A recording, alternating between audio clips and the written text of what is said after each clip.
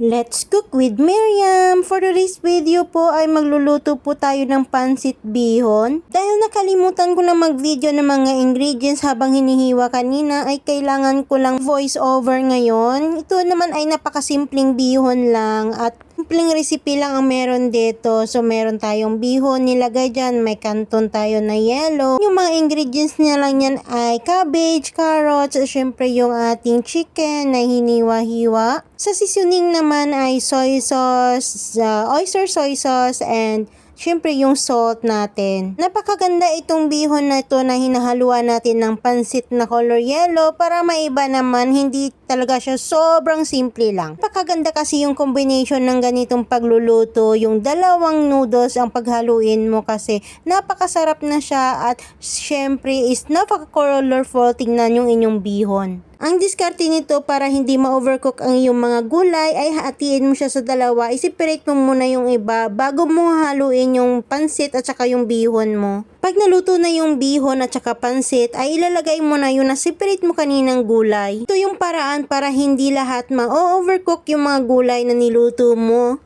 At hahaluin mo siya hanggang sa mix lahat ng gulay at saka noodles. Ito na, meron na tayong pansit bihon. Thank you for watching!